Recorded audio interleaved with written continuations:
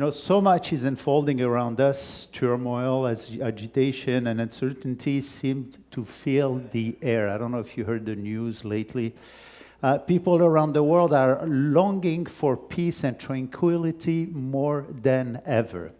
Just last Monday, about 27 nations gathered in Sharm el-Sheikh, Egypt, to witness the signing of a peace agreement between Hamas and Israel.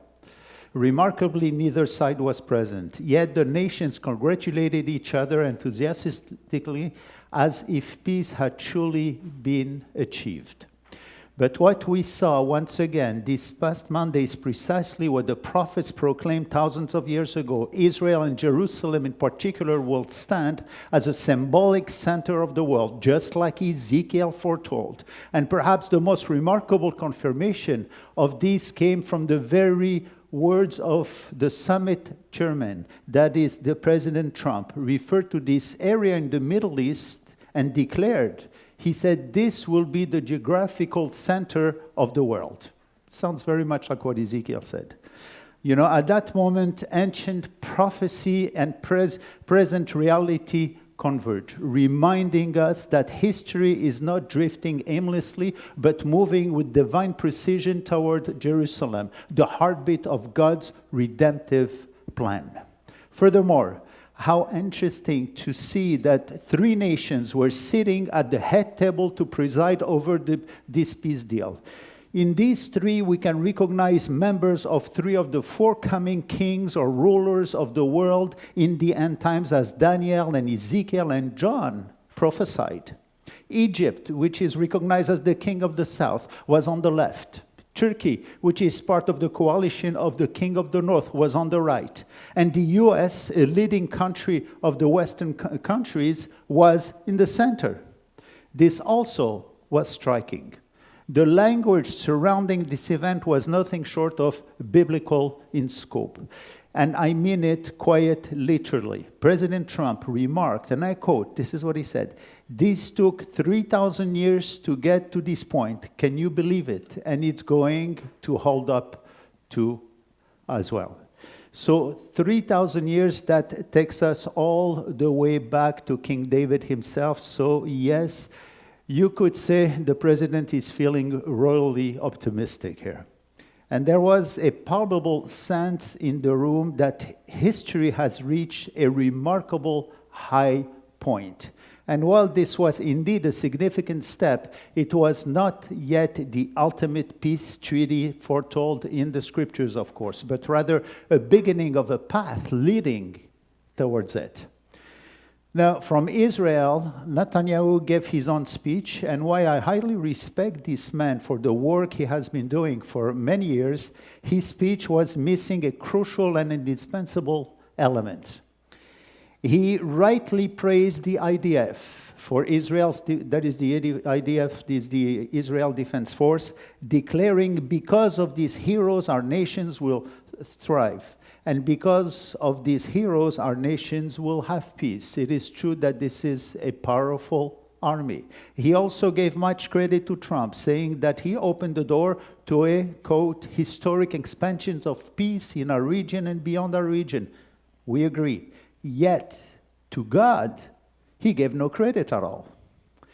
But the history of Israel clearly and repeatedly shows us that relying on the strength of one's army or foreign intervention is not the path to success. He says it over and over. The path is through repentance. As stated by Moses, by Solomon, by David, by Nehemiah, the Lord through Moses said in Leviticus 26:40, he said, if they confess their iniquity, it has to do with sin, then I will remember my covenant, God says. Then God promises to remember the covenant of Abraham, Isaac, and Jacob and not reject them even in exile, and to bring peace in Israel.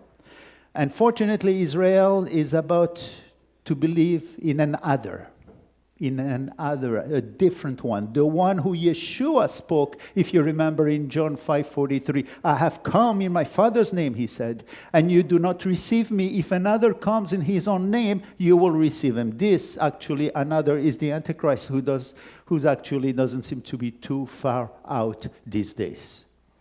Now, will this peace signed on Monday last? Not this one. It's like trying to cure a cancer with a Band-Aid. This is what it is.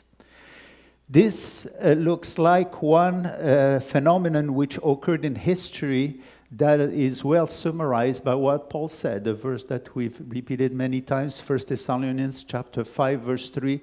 While they are saying peace and safety, then sudden destruction will come upon them. And throughout history, peace treaties have had a curious habit of showing up right before major wars broke out. It happened in what they call the Munich Agreement. Signed in 1938, Britain and France desperately, actually, in order to avoid another world war, signed an agreement with Hitler, allowing Germany to annex part of what was then the Czechoslovakia. British Prime Minister Chamberlain returned to his town or to his country, and he said, "Peace for our time." 1 year later, 1939, World War II broke out. In 1941, Japan and the US negotiated peace and trade agreements. Many thought a diplomatic solution could be achieved. A few months later, Japan launched a surprise attack on Pearl Harbor, while negotiations actually were still underway. This trend, I want to tell you, is also in the history of the Bible. Going back 2,500 years, when the Lord spoke to Jeremiah the prophet, warning the people, saying, "They have healed the wound of my people on the surface," saying, "Peace, peace," when there's no peace. And there was no peace. And indeed, prophecy tells us that when the Antichrist steps onto the world stage, he will come offering a deceptive covenant of peace, one that will be forged with the very same nations that were actually present last Monday in Egypt. In that day, both Israel and the entire world will place their trust in him, believing his promises. So the Bible speaks extensively on these matters. And providentially, our study today in this remarkable book of Joel leads us to one of the most vital questions of all. What will the world look like when true and everlasting peace finally reigns over the earth? Joel has the answers for us.